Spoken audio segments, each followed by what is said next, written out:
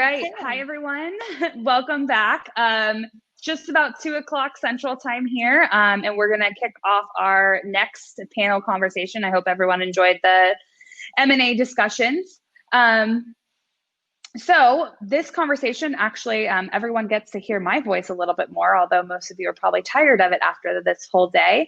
But today we're specifically going to talk about security in EMS, specifically related to CMMC, ITAR, and have two incredible experts on both kind of topics and different realms of the space when it pertains to security. So Matt Konda on with Gemini and securityprogram.io, and then also Michelle Schulz, if I said that correctly, potentially. Okay. It has an invisible T, but that's fine. Okay. Okay, perfect. Who works for Polsinelli, a law firm, and very intricate into the ITAR and legal space behind that. So if you guys don't mind, I'm going to kick it over to you. And if you want to do just a little bit of a brief background on where you come from, how you come to the security ITAR space, and what led you to that. And feel free, whoever wants to start. Oh, me? Okay. Okay. So, hi, I'm Michelle Schulz. I'm a partner with Polsinelli, and I'm the head of the Customs and International Trade Group. Basically, I did not intend to fall into ITAR, but I did. And that's what usually happens with most people. You kind of don't see it coming, and then it hits you, and all of a sudden you are in ITAR. So I started out as a foreign language person. I studied German and French and lived abroad quite a bit.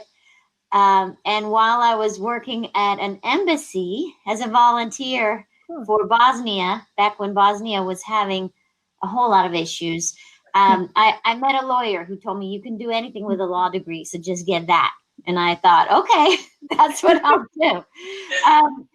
So I went to law school purely with the idea that I would do international work, and never wanted to do anything but international. And I fell immediately in love with international trade. Yeah. So international trade encompasses for us all of the U.S. regulations on imports and exports from the United States. And the ITAR is part of that. It's the International Traffic in Arms Regulations.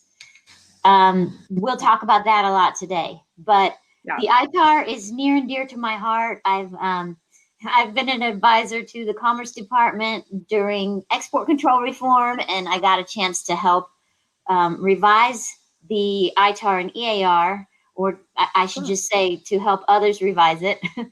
And I'm very excited to be able to present to you guys today on ITAR. And thank you, Caitlin, and Jensen and Jennifer, everyone, for having me. This is such an honor. We're excited to have you. Like you, I never thought I would be talking about ITAR today, but here we are, or all things security, but I do enjoy it. So Matt, what about you? Hi, everyone. I'm Matt Konda. I founded a company called securityprogram.io, which helps people build security programs.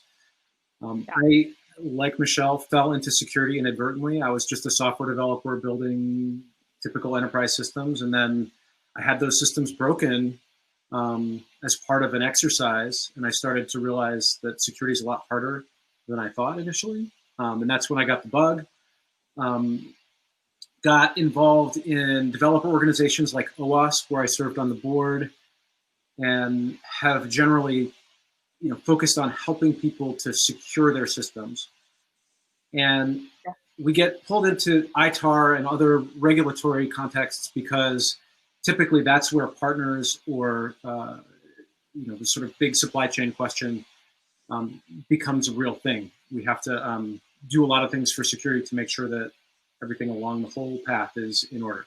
Yep, absolutely. And we can speak to that coming just from the CalcuQuote side of, all the things you have to do, even as a small business, to make sure that you're regulating and complying with what you need to for who you serve as customers, right? So thank you guys for that as well. Really great introductions. Today, for everyone else's sake, I really want to focus on ITAR. Obviously, that's a hot topic, not just because of Michelle, what you do, but also because of who our customers are. And our customers, especially in the EMS space, really, ITAR is a huge deal, obviously, because they handle DoD clients, defense, aerospace, et cetera. That's always going to be a big thing. But then also, I just have a few things that I want to touch on regarding security in general, because I think security, while a lot of people have dedicated jobs for it, is also something that can sometimes feel like a secondary thing, and not always at the forefront of the exciting things, because it's not always the sexiest thing that people want to talk about and the cool robots, right? But it is something that everybody has to think about. So to lay the groundwork, I know that we kind of already set the stage with what ITAR means, but if you guys could give a little bit more to either from the legal side of ITAR, as well as from the just compliance side of ITAR, what it looks like to be ITAR certified, and how has that need for ITAR and security evolved over the years? I can give a bit of legal background, and then we can talk about security. Matt is the expert at security here and information technology. I'm the regulatory person. So basically I would start with the idea that everything that leaves the United States is controlled in some shape or form. We have a lot of reporting requirements on exports, and that does include technology. So when you export from the United States, it's important to know what set of regulations you fall under. There are many different sets of regulations that could apply. But the main two for export licensing are the ITAR, the International Traffic in Arms Regulations, and the EAR, the Export Administration Regulations. So that's always the starting point. And there's something called the order of review. When you're looking at your product and you're thinking, okay, what set of regulations do I follow? You start with ITAR in that order and see if you're in the ITAR. If you're not, you can jump to EAR, which is less restrictive. So the ITAR is the more restrictive set of regulations, and it controls the more sensitive technologies. Yeah, absolutely. And from the security standpoint of what it looks like to, be, and I guess we can get to this conversation in a second as well, but like registered or compliant with ITAR, what does that look like? So being registered is the first step to ITAR compliance. And in order to get a license or to apply for a long-term agreement with a customer, in order to engage in a project that involves ITAR products or technology, even in order to broker, you have to register with the U.S. Department of State. And that is done through what's now a new electronic system called DECCS, D-E-C-C-S, and it's under the State Department's Directorate of Defense Trade Controls. Gotcha. That registration becomes a prerequisite to doing anything else. So folks may ask you if you're ITAR registered, and you may need to be, depending on what your products and technology are. Right. From there, you need to figure out if you're compliant. And that's what Matt would really be helpful with. Right. Yeah. And Matt, to that great just little intro there, what does it look like from a company standpoint to make sure that you are doing everything you need to ITAR related? And how does that affect, making sure that you're running your business appropriately in accordance to that? Well, I think Michelle touched on it already, but the first step is to really understand what you have and what you're subject to. And at that point, you need to protect that information and control how you distribute it, including potentially labeling it, including potentially looking at your own supply chain as well. Right. And go ahead. No, go ahead. I apologize for interrupting you. I had a thought, but I'll save it. I lost my thought, so please. That's okay. I was just thinking, when you're evaluating I guess, being ITAR registered. And you had mentioned, Michelle, the need to be ITAR registered is how you're handling and what it looks like on an export basis. Is it the end customer that we're worried about, or where does that decision of finding the need to be ITAR registered really come from? I would start with the product itself. Okay. And this is really an excellent question. And in many ways, it's a loaded question because determining whether you're subject to ITAR can include a lot of factors. But Right. I'm going to show you I have a little spiral bound pocket ITAR that I love and I keep with me every day. You're going to start with part 121, which is the U.S. munitions list. And just go through the categories we've got here. I've got firearms. I've got guns. You go through the categories and see if your product falls anywhere in here. Now, keep in mind that the ITAR is not all firearms and guns. There are vehicles, there are electronics, and there is, in every category, just about, there's a subcategory for technical data. And so even intangibles can be subject to the ITAR. But I would start with that, looking at your product, and see if it's listed. There's a positive list in here to follow. Okay, awesome. And Matt, any comments on that from your side? Well, maybe I can ask Michelle a question. Yeah, please. So, my understanding of ITAR is that we want to protect this information from, I mean, it could be our own employees who are not U.S. citizens or people that we're shipping a product to. However, my sort of pure technical perspective is I don't know of a lot of detailed requirements you have to do specifically for ITAR, like in a data protection kind of context, which is different from, say, DFARS, where if you're selling into the DoD, there are a whole other set of requirements that you have to follow in order to protect that information. And they're very specific in some cases. Is that accurate? I'm curious if I've got that right. Yes, that's accurate. And the ITAR has not always been super clear on what you can and can't do. We know that putting something out there on the cloud is a release, which is an export. We also know there are a lot of exceptions. So there's, for example, the cloud carve out. And in order to qualify for an exception to house your data in the cloud, you have to meet what they call FIPS 140-2 federal standards. So that would be the standard if you're trying to meet the cloud carve out.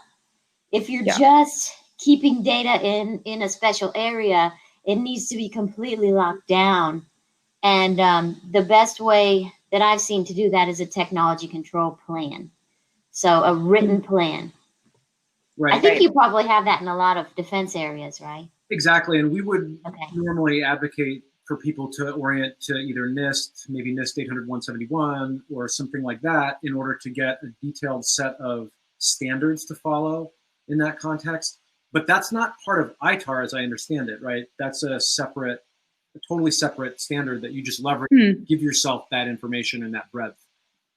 Yes. In the ITAR, you kind of follow the definitions. So you look in, I mean, this book is purposefully short. And that's because it's broad and it covers like everything that it doesn't say. So, so you're kind of figuring out, how do I secure this and prevent a release to a foreign national that I don't want to happen?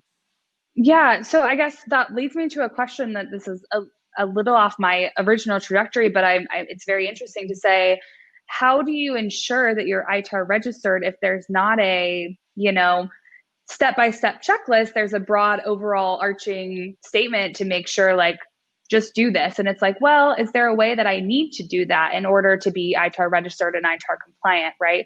So how does that work then? The registration process is actually somewhat straightforward. You first need to gain access to the DEX system. So first, just sign up for DEX, get in there.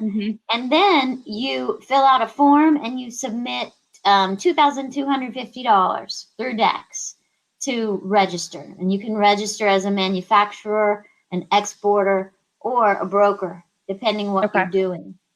Right. Once you're registered, you will get a number, and that's your special identifier.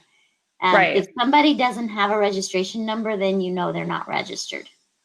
Okay. And through that registration, and maybe Matt, you can kind of speak to this, but how do companies make sure that they're doing what they need to do to be compliant with it, right? Because could anyone technically register and say, yep, we do it? What do the audits look like? What do the ongoing security programs look like that are implemented in these companies to make sure they follow those? Well, I think this is where you've now bridged the question that I just asked. Right. Right. So I would advocate for using something like NIST 800-171 or CMMC Level 3, which is a new sort of Department of Defense supply chain thing. It's obviously more for a supplying the Department of Defense versus exporting goods type of use case. But I would use one of those standards to make sure that you have sort of the broad controls in place. You know, data's encrypted, you have access controls in place, you know who's accessing what data, you know what data you have and where it, you know, how it's classified. All of those things matter, and there's 110 of them just in NIST 800-171, right? So right. I would advocate for using something like that to be ready to go into that conversation, but I don't know that that's strictly required during the registration process for ITAR. Right. Yeah. So are there requirements for ITAR, I guess, in the sense that, I guess if I'm putting myself in our customers' shoes, who our customers have end clients who are DoD, right? And have the specific requirement because they handle ITAR controlled data to be ITAR registered. So if I'm looking at their facility and me being their quality control manager, how am I making sure that I'm following all of that to continue with my ITAR protocols and not dropping the ball, right? Mm-hmm. That's a great question. Yeah. It's really a lifelong project. As long as you are working in ITAR, you need to maintain a compliance program. And we will often help clients to prepare an export compliance manual, sometimes even an ITAR-specific compliance manual. And it covers everything from the 5-year record-keeping requirement to doing a voluntary disclosure when you goof up, because people do make mistakes. Of course, we're human. Yeah, right. And so the government, what I find is that they will work with you as long as you're trying. But if they were to come in and you had no manual, no training, you might have. Right. Would you say that everybody's ITAR program and maybe a security program in general look different, or is it pretty cut and dry across the board? To me, they're very tailored. They look so different.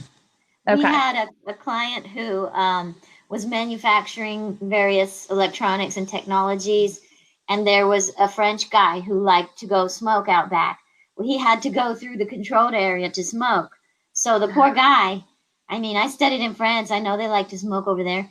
We had to actually prohibit him from going out to smoke on the back, and he had to go have a special smoking area. Wow. Yeah, it was crazy. Very specific. Very specific. Yeah, it's really tailored to what the company's actually doing. Okay.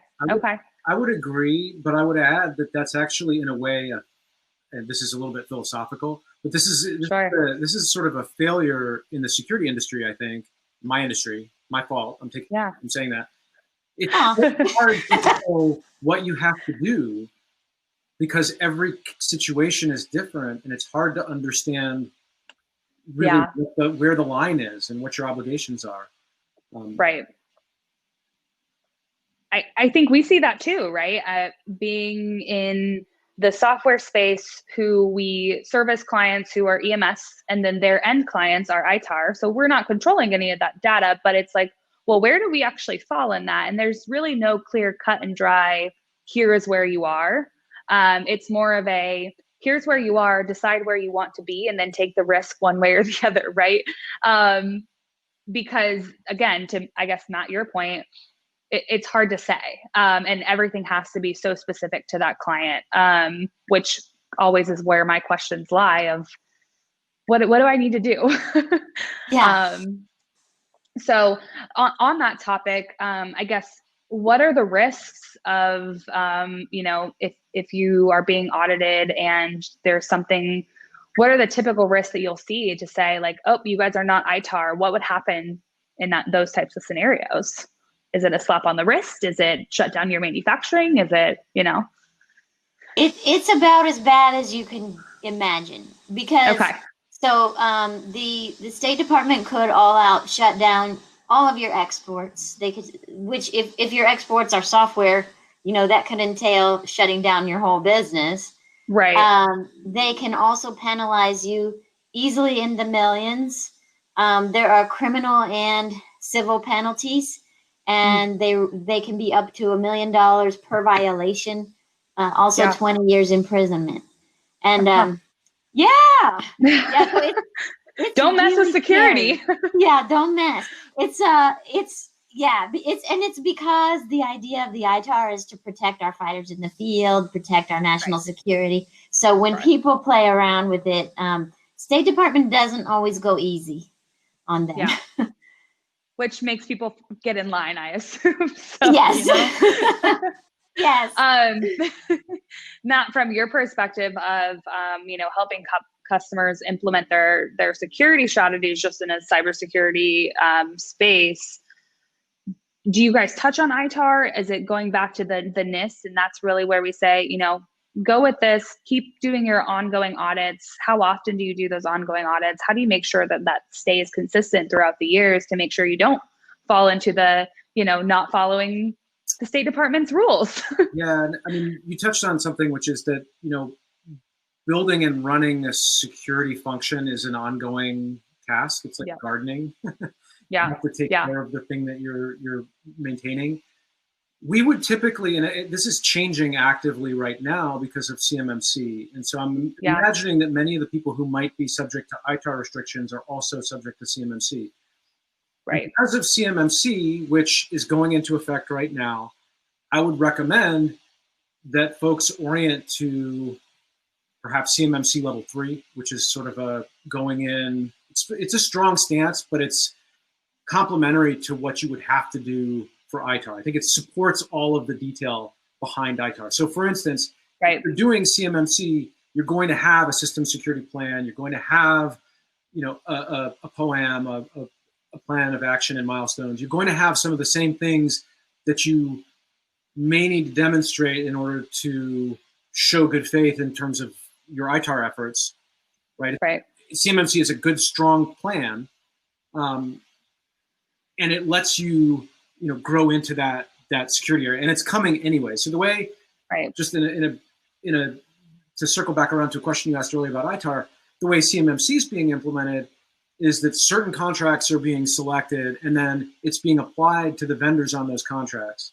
And it's being applied down the supply chain. So the prime has to know what level of CMMC they have to be at, and then they have to determine all of their suppliers. And then it essentially rolls down. And so you would find out for the person you're supplying what level of CMMC maturity you had to have.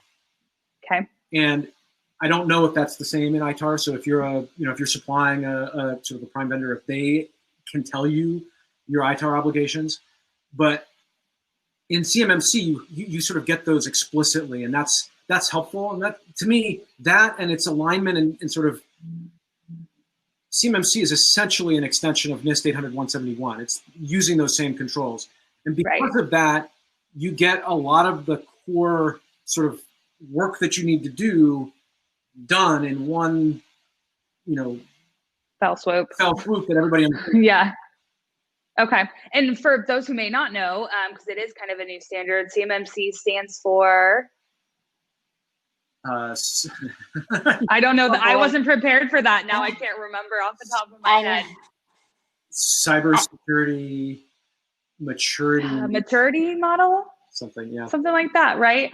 And I think it's one of those things that we're hearing more and more, even more so than ITAR, and that could just be it's coming. And that's more exciting. I don't know, Michelle, are you hearing anything from your customers from that point of view? Not specifically, but I know that all of our customers are looking to automate. I mean, pretty much everybody is looking at what can I do that's automated and that meets a Brightline standard. So it makes sense to me. Right. Yeah. Cybersecurity maturity model certification. There we go. And I think that falls in line with what you were saying earlier, Matt, about ITAR is a broad, and Michelle as well, ITAR is a broad statement, right? And it has very specific, or not very specific, it has very broad terminology around things. So if you can follow things that probably go into that, you're probably going to keep up with your maturity model for what that looks like. Is that fair to say? Yeah. Okay. Yeah. And you know, when I look at something from the legal perspective, I always think, how would I defend myself if I had to go into State Department, which I've had to do before. So having something like CMMC, having a professional look at your security system, that kind of thing carries a lot of weight as opposed to just doing it yourself. Right. Now, this is a question that I think I'm always curious about, and we hear sometimes as well. So if I am, let's say, a manufacturer, I going on my merry way and I'm doing, what I need to do, and I get a call from a customer, are they telling me that they have ITAR requirements and then in turn I have ITAR requirements, or what causes me as a manufacturer to now have to do that? Is it usually a customer, or is it some other thing that usually causes that? In my experience, it can be the customer. It can also be the manufacturer. We've had customers say, we won't work with you unless you're ITAR registered. And sometimes it even happens with a company that I don't personally think needs to be registered. Maybe I don't think their product is covered, but the customer says, no, you have to register. So we hear that nowadays. I think I saw one of those the other day where it was like, okay, so they're making you register, but why? And then sometimes the requirements flow down from the manufacturer to all their business partners. And we see that with aerospace companies frequently. So more and more, it's a requirement to do business with the prime. If you're going to do business with them, you have to be registered. Right. I would add here, Caitlin, is around controlled unclassified information, which is CUI. Which is often comes into play where you have suppliers that are making parts that are not classified, but they're not intended to be public either. And there are specific guidelines for how to know you have CUI. And my interpretation of those are that you should be self-assessing to know whether you have it or not. It may be the prime's responsibility in a CMMC framework to tell you, but if you're producing something that's controlled and unclassified and you're not protecting it, even if you're in a vacuum, you need to know that. Okay. Yeah. And from Matt, from your perspective, do you typically see like a certain level of companies where they say, we're coming in, we got nothing, and that's when they start doing it? Or is it normally somebody has something, but they may just not know that they're doing something security related? Where do you typically see people fall on that scale, and how far do they have to work in order to get to the point of where they can be audited and they can register for visas and they can gain those other customers? Yeah, I mean, the most common scenario is that a supplier is asking one of their suppliers to demonstrate alignment or compliance. And that's what pushes the issue. One of the nice things about CMMC is it has the concept of maturity in it. So there's a level 1 and then a level 2 and then level 3. I said so you can grow with it. Right. So I said a few minutes ago, you sort of aim for level 3 because unless you're a very specific defense contractor, you probably don't need levels 4 or 5. So level 2 is kind of a safe, good place to get to. Right. But you can start by doing level 1 today. Right. And then you're doing something. Right. And you can essentially work through it without having to do, it's very demoralizing to boil the ocean and go feel like you have to do all of this work. Yeah. It's also not a very effective way to make it part of an authentic security effort, right? Like we want to check all the boxes and get approved, but we also want to keep the information safe. And to do that, right. we have to invest some time and energy to make the program actually work. Yep, absolutely. And, speaking of the CMMC, because it's something that we've done a webinar on before, and it's something that gets brought up quite a bit, is it this year? Is it next year? Do we have any idea? Are there auditors? What looks like that to get there? Because it's a new thing, but it's being pushed so heavily. And I think it's I don't know kind of thing right now.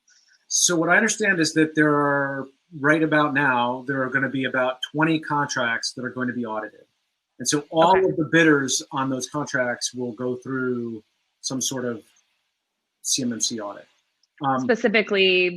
Specifically identified contracts, right? They're yes. kind of, are they test cases of we're going to use this as testing the CMMC kind of, I guess, not test is not the best way to put it, but it's probably a fair representation. Yeah. Okay. But then the idea is to essentially bring CMMC in so that any RFP responses by 2025 will require it. So it's a 5-year implementation window, which sounds like a long time, but is not, if you think about, it might take you not that long to build a program that's aligned to level 3. Right. Yeah. I know we've had to just continue to build our security program as we grow. And that's not an easy thing when you have to maintain a business and do your everyday tasks, right? It's never easy. Michelle, from the legal standpoint, do you guys hear anything regarding CMMC, or is that ever a conversation when you're having those ITAR discussions? It's usually something that's in the background. I mean, I would consider it a mitigating factor. If you get into trouble, I would consider it relatively cheap insurance. You want to have, something that's concrete in place. And so I don't hear about it a lot specifically just because I don't deal in the technical parts. Sure. But we would highly recommend using some sort of a standard that is measurable. Okay. Gotcha. And I guess from both your perspectives, a legal perspective and just an overall security perspective, do you see some of the major, what are the major risks or major issues people face on both the legal and the security side? And is that common? Is it very unique to companies? I would say it's very common to make mistakes. And the government's aware of that. So I think making mistakes is fine as long as you disclose or handle it properly. Mm-hmm. Where we see the biggest cases come out and the biggest problems is where folks either don't even try to comply, and then they try to cover it up, or they don't report it. That's when I think it's the head of the Directorate of Defense Trade Controls told me one time, we don't want you to try to get cute. So it's as long as you don't try to get cute, they just want to see you trying. Right. I think the risk comes in not knowing and not giving it the attention it deserves, or maybe in growing your company globally and not growing your compliance program to fit it. Right. Okay. That's an interesting one. I'll get back to this. I'm going to let you answer the question too, Matt, because I'm interested on your side, but I have another point to that global expansion question that you just brought up. Well, from a high level, I like to reframe this question. Instead of thinking about risk, think of strategic advantage to being proactive in security, right? Yep. Right. Yep. We're not getting surprised by this. We're not in a bad position. I agree 100% with what Michelle said about making a good faith effort and being transparent when you make a mistake. But at the same time, framing it as this is a feature, not a tax. Right. Yeah. No, that's true. And I think if you do it and you implement it right, there can be a lot of benefits to gaining new business and doing other things, right? To your point, Michelle, it just kind of brought up a thought of, do things change if you're a US company, do they change as you expand internationally for those requirements at all? Or if so, how does it change? And maybe Matt, from your perspective, if you see customers who handle first US and then they're expanding to Europe, what does that look like? And this can probably go beyond the ITAR conversation and other related conversations too, right? ISO and things like that. Mm-hmm. Yes, I mean it can essentially change everything. And when you're expanding, you need to keep in mind, okay, well now we're a global company. So sometimes we'll see a company that is a US company and they're small and they're operating a US company. Suddenly they're doing business all over the world. And and they haven't caught up. To give you an example, there are certain things that are allowed with Canada that are not permitted with Iran. We have an embargo on Iran, so we have to be careful. North Korea. Somebody asked me the other day if they could ship something to North Korea because it was not controlled. Well, in that case, the product's not controlled, but the country sure is. And a lot of the people in that country are on a list. So I think of everything case by case. I think every export's different, and as you grow, it's really easy to overlook certain areas. Sure. Yeah. And you're worried about expansion. So obviously some other things to worry about too. Matt, anything from your perspective? Well, I mean, beyond ITAR and CMMC, there are very different privacy regulations that we typically help people with when they go start doing business particularly in the EU. Yeah. Some of the major privacy law there has been changing. I mean, we could probably get 10 Michelles on the phone and get 10 different opinions about what privacy right now, because the Privacy Shield just got pierced, if you will. And then there's new lawsuits happening today to think about this. So it's very much in flux. But the private expectations and state of sort of legal regulation is very different in other parts of the world. And to give another perspective, we work with customers who just want to run their system in China. Well, there's a whole lot of obligations to get set up to do that. And it's not simple as just deploying a server or something like that, right? There's a lot to that. So no, that makes a total sense. There's some questions in the chat, but I have one, one question that I think is just kind of interesting to see from both your perspectives. If you could give somebody a recommendation on, implementing ITAR or implementing security compliance or anything related to what your fields are, what would be that one recommendation? It's hard to pick just one, I know. It's very hard. I would personally, for ITAR purposes, I would start with training. And I am not in any way giving a commercial for this group, but the Society for International Affairs is the one nonprofit group that provides excellent, top-notch training, and they include government officials as part of their training. So actually, I've been attending an SIA conference this week. If you're doing ITAR, join SIA. I mean, it's just invaluable. Good to know. Really good to know. And Matt, what do you see? I know you have lots of recommendations for people, but narrow that down to one thing that if everybody could do this, they could get there. Well, I don't know if it's going to get them there. That's true. And I'll skip the training one because Michelle used that. I think that in particular for phishing, like being aware of social engineering and phishing, is one concrete thing that you can do that is meaningful. But I'm going to go with implement a password manager in your company. Ah, okay. Okay. I like it. I think it's something that can be overlooked, but can be so critical, because if you have one password that gets hacked and so somebody doesn't say anything and something doesn't happen, it can be really detrimental to a business. My kids describe the whole job as your job is to guess people's passwords. And the problem is we probably could guess some people's passwords just by knowing their birthday and their dog's name and their favorite team and things like that. So cool. Question from the audience, and I think this might be geared a little bit towards Matt, just in relation to the security side of it, but from an ITAR security perspective, what resources are available for engineering teams who are trying to architect systems that store ITAR data? So do systems that store ITAR data need network level isolation, or are application level access controls sufficient for what that needs? So that is a great question. I would generally refer to OWASP as a great resource for application level security controls as a general. In terms of putting an ITAR lens on it, though. I don't know that they have that. Okay. So I would probably refer you to the 800-171, which will talk about network segmentation. And then it's subjective as to whether, like for that specific question, I realize it wasn't about the specific question. It's about where to get resources for that. But for that specific question, there's a level of interpretation about if segmentation is important, is this data important enough to keep it separate?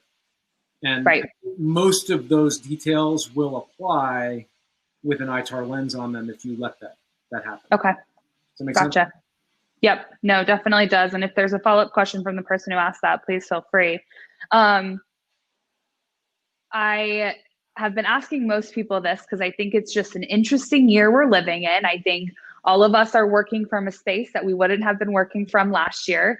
Have things changed? And if they have, or assuming they have, how have they changed with this pandemic? And in relation to ITAR controls, right? Is there now any new legal things that we have to look at because now people are potentially working from home? Or, are there any other security protocols that we're having to put into place because of the changes that are happening? And is that going to stay that way or change in the future again? That's such a good question because in the last administration, we had something called export control reform. And that's where there was about a 7-year initiative to reduce the controls on U.S. exports. And what I'm seeing now is the trend going the other way. Export controls are increasing, and we're seeing more scrutiny on China, more scrutiny on the cloud and the web. As new technologies get developed, more technologies are being listed as controlled. And in fact, there's a whole new set of dual-use technologies that are being listed as controlled under a separate set of regulations. Right. So I'm really seeing a trend in things getting a bit tighter. Yeah, which makes sense, right? It's a different world we're working in. Yeah, totally different. And actually, I should throw out there, even viruses. I can't tell you how many virus and mask questions I've had this year, but where can you send this virus? Where can I send this antibody? It's just been fascinating. Yeah. And Matt, from your side. Well, I was thinking one thing, and then hearing yourself made me think of a whole other thing, which is that we've had customers that are in your space have to rethink their own supply chain because overdependence on particularly China is seen as not a good thing. And some of those things are, at risk of being more highly regulated. And so they're finding alternate sources. And so that's a real thing that's happening. I don't know. I'm not an expert in any of the export laws or anything like that. Yeah. So I couldn't speak to how fast or when that's going to happen or if it's going to even continue. Yeah. But that's definitely a trend that I would watch. Yeah. And I think, in the cybersecurity world, and I bet Matt, you can probably back me up on this, but working from home, that definitely changes things, right? You don't have the access and the NIST requirement, I think it is, to scan that you're walking in the door, right? You have to make sure you have the right connections to your servers and nobody can accidentally get access to things. And while that was all kind of true in an office, you could control it much easier in those spaces. And an interesting thing to think about with that particular comment is companies that were already highly cloud-based seem to have adjusted much more easily to not having to be in the office to get to the file server or to this machine. Is a constraint not everybody can work around, right? It's a fact of business that you have to be in a place at a certain time. Yeah. But I think a lot of people thought that security was going to get a lot worse with everybody remote, because one of the things we do when we have everybody on a network is we can watch the network and see what's happening. But when everybody's at home, we can't watch the whole network and know what's happening. And so I think a lot of people were nervous. But underlying the major trend in security is that network isn't really where we attack anymore, applications are. And so your network exposure is not the most significant thing. So I wouldn't necessarily say we've seen like a big increase in security problems because of people being remote, although certainly there have been cases, right? Yeah. Well, it changes perspective a little too, right? And it's like, is this something I need to now consider for the future? If I haven't ever done this in the past, could it happen again? And maybe this is a better way to run my business, right? Well, I don't want to make light of this in any way because it's not something to make light Yeah. of. But we write business continuity plans for customers, right, to help them think about how they're going to keep everything running and make sure their revenue streams are still there. And I can't tell you, I mean, almost none of them had anything about a pandemic and everybody working from home in them, right? Right. And when we bring it up and say, maybe we should have something about this, it was almost like not a serious topic, right? Mm-hmm. I couldn't even imagine that this would really happen. Right. Yep. Which is kind of crazy. Well, I think I could surprisingly talk about security longer than I thought I could. So we're at the top of our time, but any closing thoughts from you guys that, either those in the electronic manufacturing industry or just, in general about security and ITAR should know before we let you go? From the legal perspective, I would say, don't just assume that you don't export, because we hear time and time again, we don't export, only to find out somebody exports every day. Right. Exports can occur in a number of ways, and they can be intangible.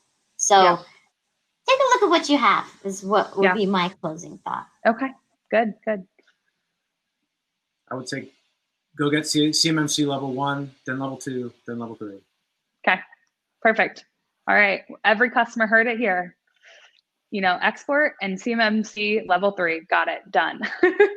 Well, thank you guys so much for being here. I really appreciate it. It was really, good topic, good conversation. And if anybody has any questions for Michelle or Matt, please let us know. Happy to, do some introductions and share information as well. So thank you guys for being here. Again, super appreciate it. All right. Thank you. Thanks, everyone.